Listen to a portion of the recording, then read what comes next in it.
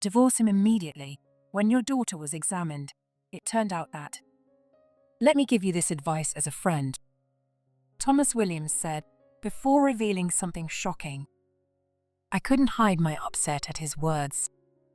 What do you mean? Thomas Williams, a pediatrician. This is the hospital where he works, but the room we were in was just a private room, not an examination room. It was probably used for storing unused supplies. He brought me into this cluttered room and advised me to divorce.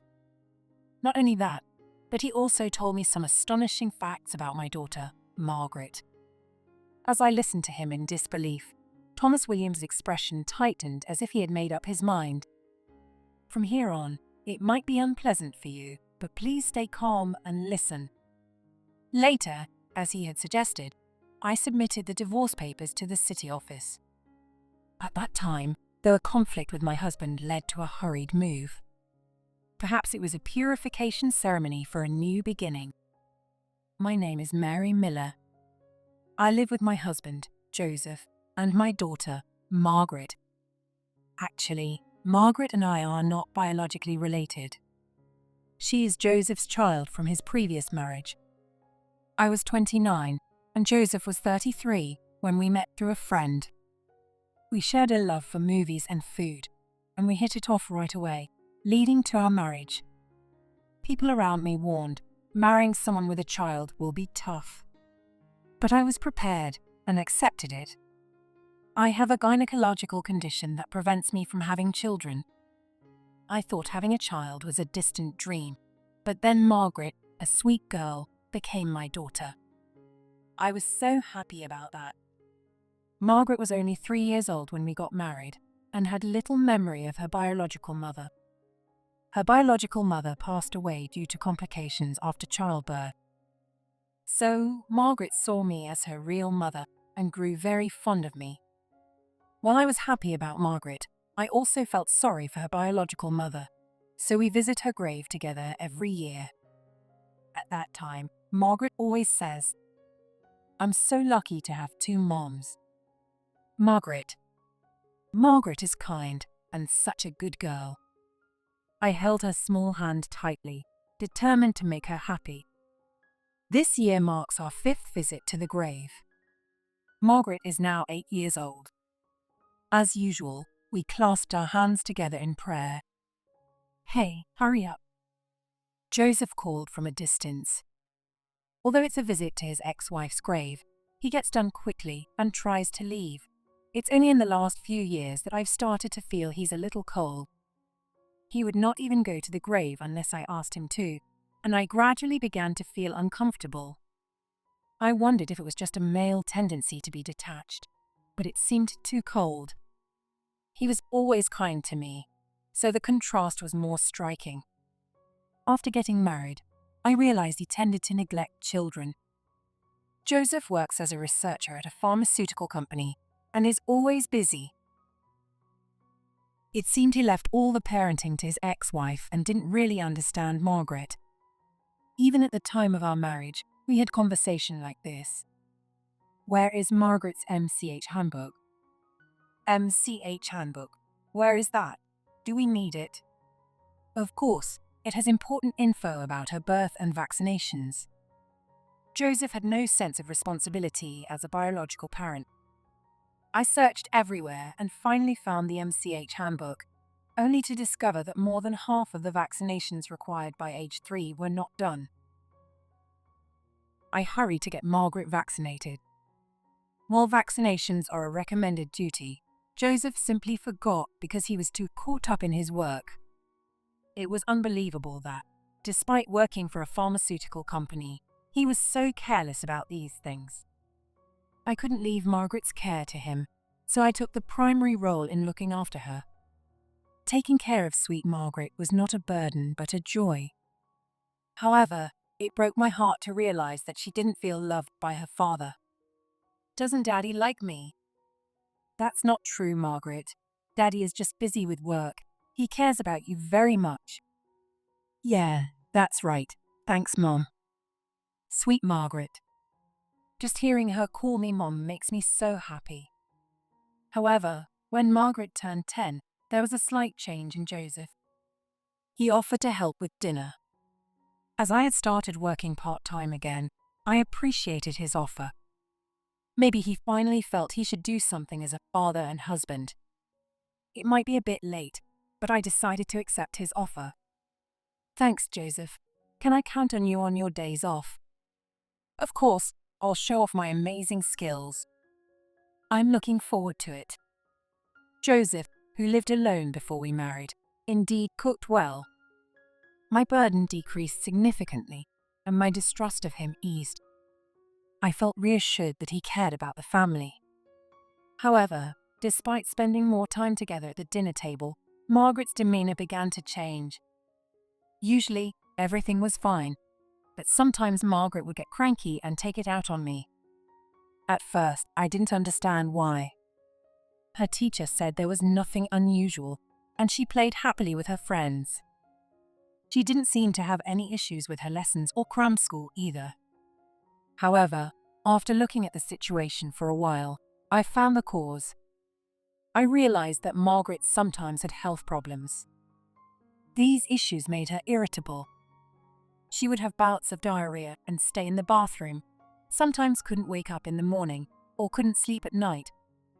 This happened about once every 3 months. I suggested to Joseph that maybe we should have her checked out. But it's not the same health problem each time, right? It's probably just a temporary issue. Well, yes, but if it gets better quickly, then it's not an illness. It's okay, Mary. You worry too much. Joseph didn't seem to take it seriously, and I started to think maybe I was overthinking it. Indeed, the issues weren't constant, and the symptoms varied. Even when I took her to the doctor, it was dismissed as stress-related, and she was just prescribed some medication. But I'm going to bed now. What? It's only 7 o'clock. I'm really tired, good night. Rubbing her eyes, Margaret headed to her room without even taking a bath. Joseph, who was washing dishes, casually responded, "Oh, going to bed early is good. Good night." Didn't he think it was strange that she was going to bed 2 hours earlier than usual? Thinking it might be pointless to consult him, I decided to take Margaret to a different hospital the next day. Entering the examination room with Margaret, who was walking sluggishly. Then I was surprised to find someone I did not expect. Thomas Williams. Oh, right. You changed your name after getting married. Long time no see. You're Mrs. Miller now. He alternates between the chart and me. Thomas squinted his eyes.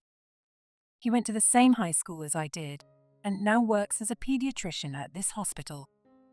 I never expected to meet an old acquaintance here. Thomas Williams was talented and kind, secretly popular in our class. Reassured by his unchanged, calm demeanor, I reported Margaret's recent symptoms. Nothing seems unusual with her body, but we can do some tests if you'd like. Yes, please. Margaret, sitting next to me, made a displeased face. Tests, really? Don't be afraid. These tests are important for your health. Okay. Good. I like your candidness. Even though she's almost 11, she's still a child. Margaret laughed at my words and showed me her innocent expression. Thomas smiled at our interaction. You two look alike when you do that. Really? You really look like mother and daughter. Hearing that, Margaret and I glanced at each other and blushed. Maybe we've grown to resemble each other over time, even without a blood connection. I got a warm feeling. Margaret and I both felt glad we came to this hospital today. The tests were done, and we were to return for the results later. Thomas kindly said, "Come back if any symptoms arise again." I appreciated that. However, the test results showed nothing unusual. Even after that, every time Margaret felt unwell, we visited the hospital. Each time, Thomas ran tests, but the cause was always unknown. Joseph showed a stern expression about this. Physical problems every few months would be common for children, Running tests every time seems like the hospital's ripping us off. But it would be terrible if something happened to Margaret. Really, you're just a sucker for the doctor. Instead of worrying about her, I was annoyed when he said something insulting about Thomas. But I held back, not wanting to argue in front of Margaret. Seeing parents fight is one of the most painful things for a child. The cause remained unknown, and we continued to deal with Margaret's occasional health issues. Margaret had turned 12. After a year of finding nothing, I began to think her health problems might just be part of growing up. One day, as usual, we went to the hospital to hear the test results. While waiting in the reception area, Thomas Williams came over and called me. Following him, we entered a private room. It was a slightly cluttered place usually used for storage. "We've done 5 tests over the past year," he said. "Yes, did you find something in Margaret's latest test?" "Calm down, Mrs. Miller." Thomas faced me with an unusually stern expression. Then, with a serious look, he said, "I know you well. You're kind, serious, and not good at lying." "Why are you saying this now, Thomas?" "Mrs. Miller, no, Mary, this is advice as a friend." He said something shocking. "Divorce your husband immediately. When we tested your daughter, we found something terrible." "What do you mean?" I was shocked by the word divorce, but the following mention of Margaret intensified my anxiety. Thomas, still serious, continued, "If you don't separate Margaret from him right away, something irreversible might happen, so please divorce or separate and keep her away from him." Irreversible, what could that mean? Thomas explained immediately. "Do you remember the first visit when we did the tests? We found traces of sleeping pills in her system." "Sleeping pills? Has Margaret ever taken sleeping pills or sleeping agent?" I said no in response to his question. Thomas thought for a moment, then spoke again. "From here on, it might be unpleasant for you, but please stay calm and listen." Thomas said that each time we did a test, some drug components were found in Margaret's body. It could be laxatives, headache medicine, or sleeping pills. Although it was likely over-the-counter medication prescribed by the family, it wasn't noted on the medical forms. From my account, I brought her in due to sudden illness, with no prior mention of giving her medication. Moreover, coming in with diarrhea and finding laxatives, or drowsiness and finding sleeping pills, clearly indicated drug-induced symptoms. It was suspected that either parent was giving Margaret medication, causing her health issues. Naturally, I was also under suspicion. However, to continue testing without alerting me, the detection of drug components was kept secret from even me. The 5th test confirmed that Margaret was regularly being given some form of medication. Thomas Williams took personal action based on these results. This was a risky move for a doctor, but it showed how much he trusted me. "I recall your current husband works for a pharmaceutical company, right?" "What? How did you know?" "Sorry, but I checked your health insurance card, D Pharmaceuticals. This company has had a bad reputation among medical professionals for some time. I had a bad feeling." I felt my blood run cold. "Are you saying my husband is giving Margaret something?" "It's possible. Margaret often comes in on Mondays or after holidays. Is there something different on those days?" "Something different?" Then I realized something.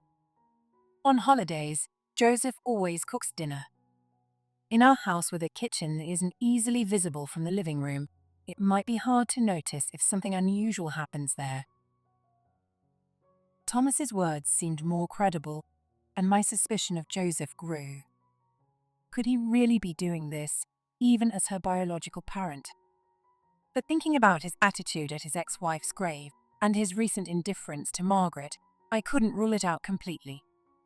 Balancing my trust in Joseph against my desire to protect Margaret, the choice was clear. I wanted to protect Margaret. Resolute, I looked Thomas directly in the eyes. I couldn't ignore this problem. Later, I immediately purchased a child monitoring camera online. I decided to use it to check Joseph's actions in the kitchen. I camouflaged the camera in a box to keep it hidden from him. Honestly, I hoped it wouldn't capture anything suspicious. I still cared for him and didn't want to believe that Joseph, Margaret's biological father, could do such a thing. But that hope was shattered a month later. One night, something strange happened to Margaret. She had diarrhea and kept running to the bathroom. Sensing something was wrong, I immediately checked the monitoring camera. What I saw was the worst. Joseph was in the kitchen, preparing dinner as usual on his day off. When we were out of sight in the living room, he took something out of his pocket. It was a small bottle containing a powdery substance. He put it into a bowl. It was a soup bowl that belonged to Margaret only. I couldn't see his expression clearly from the camera, but he stirred the powder into the soup with a ladle. I couldn't believe it, and at the same time, a feeling of anger welled up inside me that he would do something like this. I can't believe he's making our daughter drink something weird. I saved the video and then went to the freezer. Whenever Joseph cooked, we froze the leftovers from Margaret's meals. There was some frozen leftover soup there. It should contain traces of that powder from the video. I pushed it further back into the freezer to keep it hidden from Joseph. Thomas had advised me. He wants physical evidence as well, since the video alone is only circumstantial evidence. Suppressing my rising anger, I got some water for Margaret, who had just come out of the bathroom. "Are you okay, Margaret?" "Yeah, this happened before, right? Maybe I have a weak stomach." "Yeah, maybe." Margaret looked miserable as she drank the water. I didn't want her to suffer, thinking it was her own fault. I vowed to protect her from whoever was hurting her, even if it's her biological father. I gathered all the evidence and prepared to confront Joseph. On a Saturday, when Margaret had plans to play with friends, as soon as she went out, I approached Joseph. "You said you wanted to talk about something important." "Before that," I asked him, sitting on the sofa with his usual expression, "are you hiding something from me? Not just from me, but from Margaret too." "Hiding something? What do you mean?" For a brief moment, his eyes darted. "Not missing this," I said. "I want you to see something." And pulled out my phone. I had saved the footage from the camera on it. The screen showed the moment he added the powder. Seeing this, his face showed surprise, and I spoke firmly. "What is this? What are you giving to Margaret?" "Oh, it's a misunderstanding. That's just a nutritional supplement. You see, it's a sample from my work." I expected such an excuse. However, I never thought he would say it so smoothly. It made me think he had planned this excuse all along. Even if he got caught, I clenched my teeth. That lie won't work. I froze that meal and had it tested. "Frozen Mary, what have you done?" "Laxatives were found. Are you giving our child laxatives as a nutritional supplement?" His eyes darted even more as he stammered. "That's..." Anger surged through me at his attempted lie, and I pressed on relentlessly. "Your excuses are useless. In fact, tests at the hospital have found various substances." "What? You told me the tests showed nothing. That's why you continued to mix substances." My loud voice made him fall silent. His silence was as good as a confession. Even I wasn't lied to, because the tests kept telling me that there was nothing wrong. I might have Thomas Williams to thank for this revelation. Thanks to Thomas, even though I'm not good at lying, I could face Joseph confidently. I asked him the question I most wanted to know. "Why are you doing this? What could you possibly gain?" Realizing he couldn't lie his way out, Joseph exhaled deeply and said something outrageous. "Don't be so dramatic, Mary. I was just doing a little experiment on our daughter." What? I mean, an experiment. What I gave Margaret were experimental prototypes from my company. It's like a clinical trial. I couldn't believe what he was saying. He didn't seem to think he had done anything wrong. My face turned pale. You are giving such a thing to Margaret. Calling it such a thing is rude. It's a new drug filled with our company's latest technology. It's actually a good thing for her. A good thing. I slammed my hand on the table. Do you think it's a good thing to give her laxatives when she isn't constipated and make her have diarrhea? Or give her sleeping pills and disrupt her routine?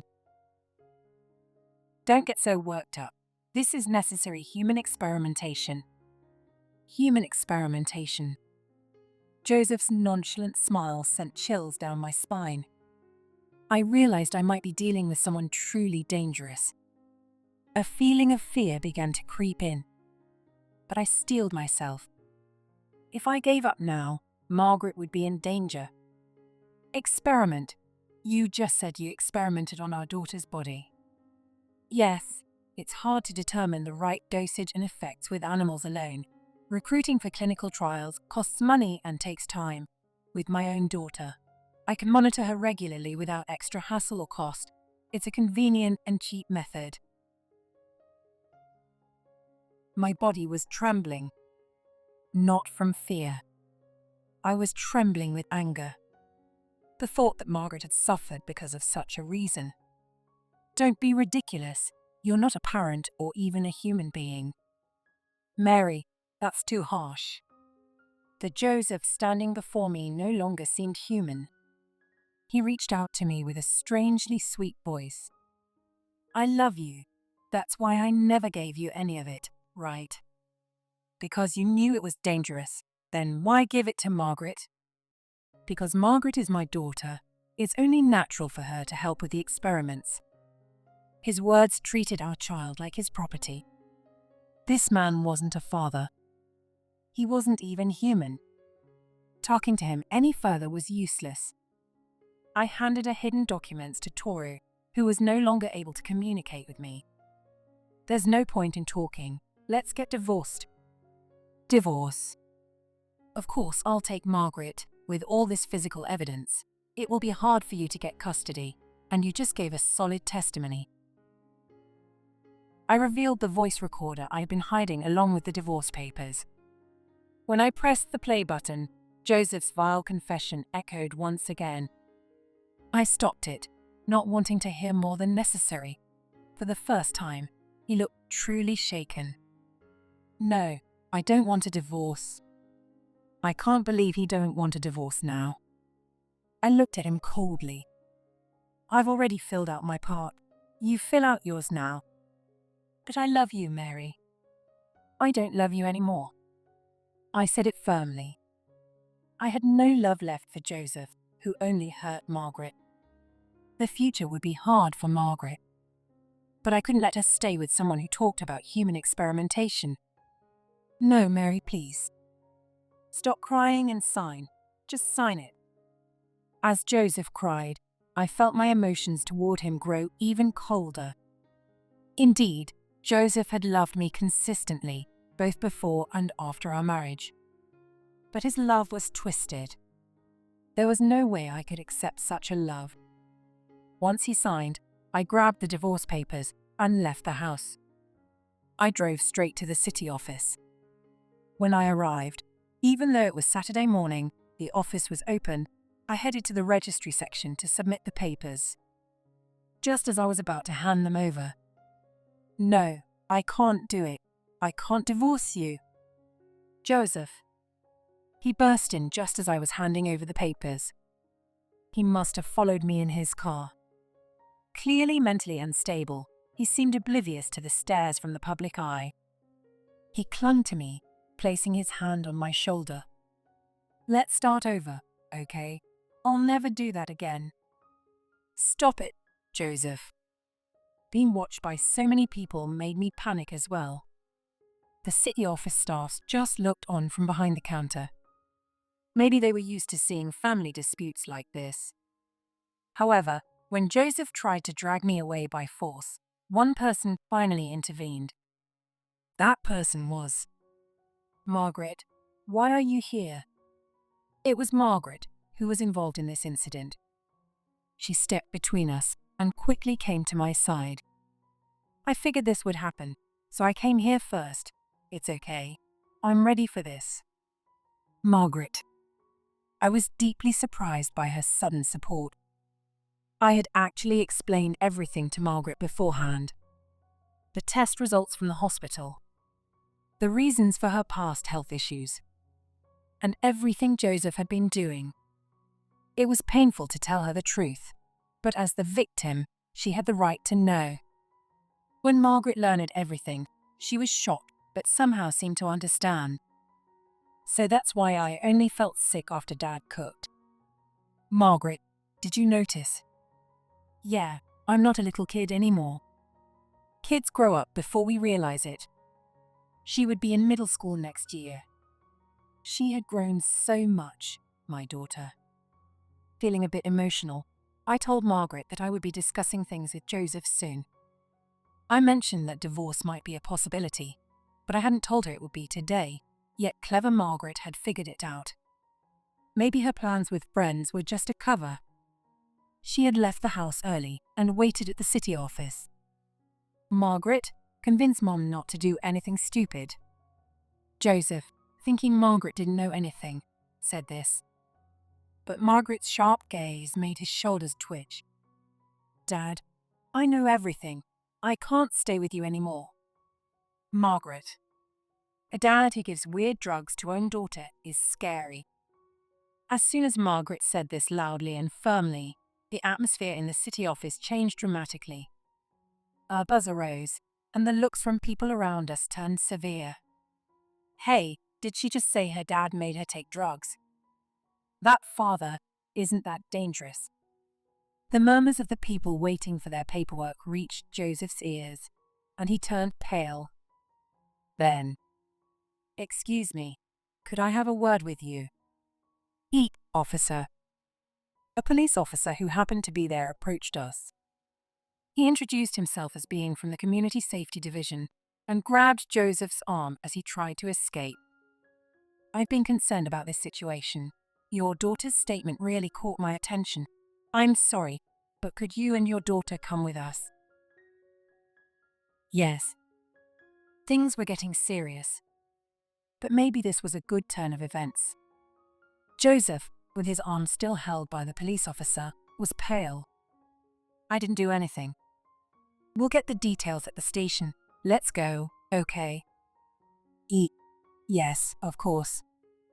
Faced with the stern officer, Joseph seemed unable to resist. He began to walk next to the officer in silence. He was much quieter than usual for the occasion and was taken to the interrogation room in a separate police car. Margaret and I spoke with another officer, providing our evidence. The hospital was contacted, and Thomas Williams also helped with our testimony. Joseph's chances of getting away with it were dwindling. Eventually, Joseph was arrested. The interrogation lasted several days. During that time, I resubmitted the divorce papers. I was also able to secure custody of Margaret without much trouble, feeling relieved. Joseph had indeed committed such serious offenses. I quickly started the process of moving. While Joseph was unable to act, I decided to relocate to a place he wouldn't know. Fortunately, there was an available apartment in the same school district as Margaret's elementary school, so I signed the lease. However, I was still worried that if Joseph were released, he might find us. I still had such anxiety. What if he showed up unannounced again? But my fears were unfounded. Joseph was not released and was prosecuted. The cause is Joseph's employer, D Pharmaceuticals. The investigation into Joseph led to uncovering major misconduct at his company, D Pharmaceuticals. Their sloppy drug management and altered experiment data. Discrepancies in the manufacturing process reported to the government. These were all extremely serious issues. What started as a family drama turned into a case with national implications. The police took this seriously and escalated the case from the Community Safety Division to a larger organizational investigation. Joseph, who held an important position within the company, was deemed highly responsible and was criminally charged. The scandal involving a major pharmaceutical company became a big deal, sensationalized in the news and talk shows for some time. I could only watch in disbelief from behind the screen. Ultimately, Joseph was fined and sentenced to 2 years in prison. I was genuinely relieved that I had divorced him, who became a complete ex-convict. If Thomas Williams hadn't advised me to divorce, my family might have had to bear the shame of having a criminal relative. While I felt bad for Joseph, I was grateful we weren't dragged into his mess. I couldn't thank Thomas enough for his advice. However, there was one major problem. Our household income plummeted. Sadly, we had relied heavily on Joseph's high income. I filed for child support, but there was no guarantee it would be paid consistently. I started looking for a full-time job, but it wasn't easy to find one quickly. We were on the brink of financial hardship. Then, an unexpected person reached out to me. It was from Joseph's mother. That is my Mill. She lived alone, far away. She had always been a distant, unsociable person. When I, the second wife, went to greet her, she seemed uninterested. I didn't know much about her. On the phone, she spoke calmly. "I'm sorry, Mary, for what my son did." "No, it's not."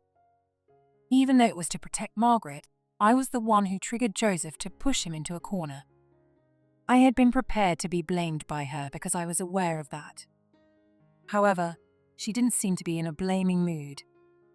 I should have opposed his second marriage, I agreed, because I thought it would be good for Margaret to have a mother, but now I've had enough of him. To my surprise, she offered an advance inheritance to Margaret. Suddenly I was surprised. "Is that really okay, Mother?" "Oh, it's fine.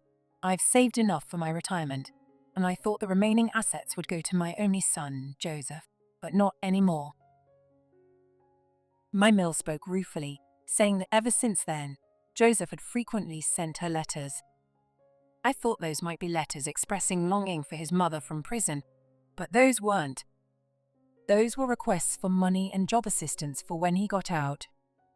I was utterly dismayed at Joseph for burdening his parent even in her old age. He'd just waste the money anyway. I'd rather give it to my granddaughter, Margaret. "Mother." I realized I had misunderstood her. She seemed uninterested, but she truly cared about us. "Of course, I'll keep this a secret from Joseph. I'll just tell him I spent it all." "Thank you so much, Mother." Even though she couldn't see me, I prayed to God repeatedly while holding my phone. Of course, I couldn't rely solely on this gift. I eventually found a full-time job and started anew. As for Joseph, he apparently tried to visit his mother after being released, but she had already moved into a nursing home, so he couldn't find her. As it should be. I had arranged the admission process for her. We moved a second time when Margaret started middle school. The incident at the city office was known by some in the old town, so we decided to move far away. Margaret agreed, as it coincided with her starting middle school. Now, Joseph wouldn't know the whereabouts of either his parent or his family. While it seemed unfortunate that he was abandoned by both, it was the consequence of his attempt to use his daughter for human experimentation. Those who don't cherish their family are not cherished by them in return. Joseph embodied this truth. Years passed, and Margaret turned 18. She had grown into a young woman, now taller than me. Today, she was leaving our home. Margaret was heading to college in New York City and would be living on her own. As I worried and fussed over her at the front door, she gave me a wry smile. "I'll be fine, Mom. You should focus on your own happiness, hey?" She leaned in close and whispered, "I gave Mr. Williams a little nudge to ask you out." "What?" "If it's him, I think you two would be great together. Bye." With a smile, Margaret waved and left the house. Since then, Thomas Williams had been looking out for us. Occasionally, he takes us out to eat and gives us gifts. I was taken aback. She really is quite the precocious one. No, she's 18 now. She is an adult. Her words of encouragement made me happy. Margaret, who could think of others so kindly. Just the memories of our time together make me feel so blessed. Feeling content, I looked up at the sky from the doorway. Above, a clear blue sky stretched out infinitely.